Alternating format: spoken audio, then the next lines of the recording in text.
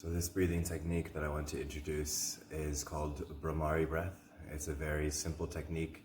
The English translation of Bhramari is Bumblebee Breath, as it resembles the sound of a bee humming. And it's a very simple, very effective breathing technique to use to calm the mind, calm the body, induce a state of relaxation. It's very simple. With 2 fingers, you're placing your hands or your fingers onto your eyes.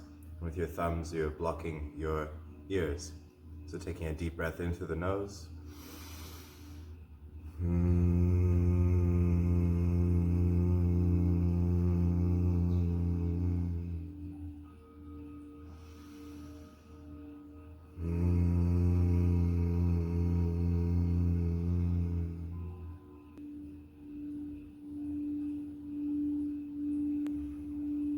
Feel free to try that out.